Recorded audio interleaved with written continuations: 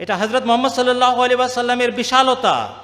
তিনি ক্ষমতাধর রাজাধিরাজ হওয়ার পরও কোনো দিন তার ধর্মের ব্যাপারে কোনো ধরনের বল প্রয়োগ করেননি।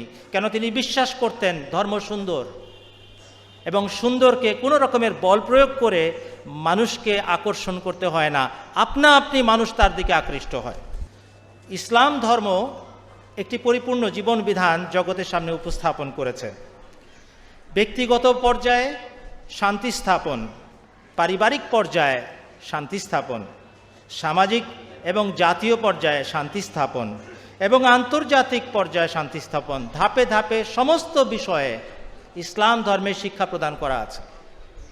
এবং সমাজের সবচেয়ে মৌলিক একক পরিবার থেকে যে যাত্রা আরম্ভ হয়, তার দ্বারাই সমাজ গঠিত হয়, জাতি গঠিত হয়, রাষ্ট্র গঠিত হয় এবং পরবর্তীকালে আন্তর্জাতিক পর্যায়ে একটি সমাজ এবং মানব জাতি পরিস্ফুটিত হয়ে সামনে ধরা দেয়।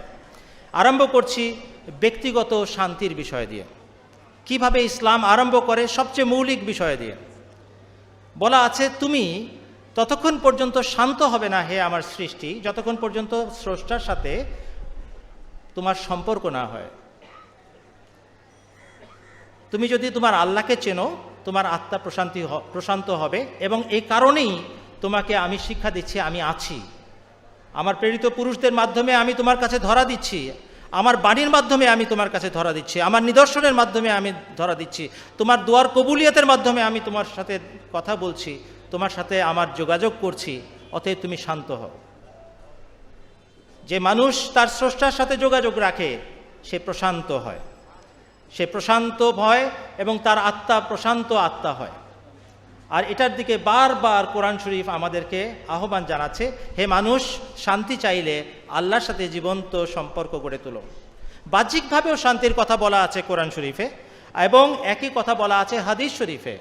কোরআন শরীফেও সালাম দেওয়ার কথা বারবার শেখানো হয়েছে, হাদিস শরীফেও বারবার বলা হয়েছে। মুসলিম শরীফের হাদিসে বর্ণিত আছে, আফশুস সালামা বাইনাকুম, তোমাদের নিজেদের মাঝে তোমরা সালামের প্রচলন করো, তোমরা একে অপরকে একটা উপহার দাও, আসসালামু আলাইকুম।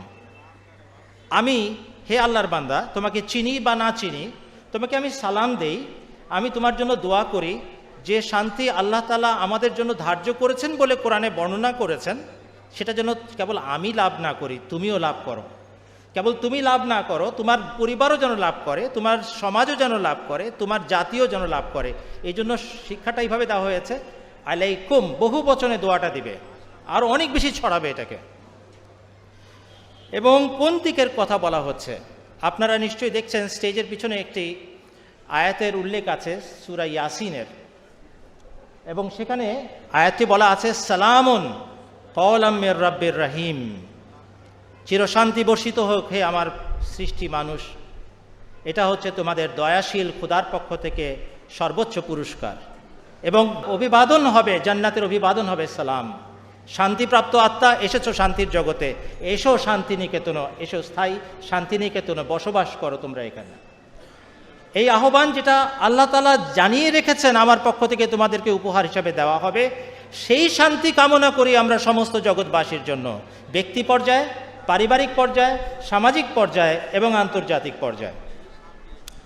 হযরত মুহাম্মদ মুস্তাফা সাল্লাল্লাহু আলাইহি ওয়াসাল্লাম বলেছেন, আল মুসলিমু মান সালামা আল মুসলিমুনা মিন লিসানিহি ওয়া ইয়াদিহি, প্রকৃত মুসলমান সেই যার হাতের এবং মুখের অনিষ্ট থেকে, অর্থাৎ যার কাজ এবং কথার অনিষ্ট থেকে অন্যান্য মানুষ এবং মুসলমানরা নিরাপদ।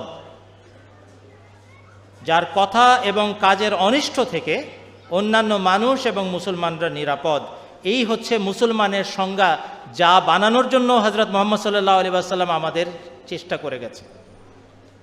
বড়ই আক্ষেপ, আমাদের নবী, বিশ্বনবী হযরত মুহাম্মদ মুস্তাফা সাল্লাল্লাহু আলাইহি ওয়াসাল্লাম রাহমাতুল লিল আলামিন হিসেবে এসেছিলেন, কিন্তু তার প্রতি আরোপিত হয়েও একদল এক শ্রেণীর অদ্ভুত ধর্মান্ধ পৃথিবীতে জন্মগ্রহণ করেছে, যারা মহানবী সাল্লাল্লাহু আলাইহি ওয়াসাল্লামের শিক্ষার থেকে সম্পূর্ণভাবে বিচ্যুত হয়ে বিপরীত পথ অবলম্বন করে নিজেদেরকে মুসলমান বলে দাবি করছে, আর দুর্নাম করছে বিশ্বনবী হযরত মুহাম্মদ সাল্লাল্লাহু আলাইহি ওয়াসাল্লামের, যিনি কোনোদিন এই কথা স্বীকার করেন নাই ধর্মের ব্যাপারে কখনো কোনো উগ্রতা, কোনো সন্ত্রাসের সুযোগ আছে।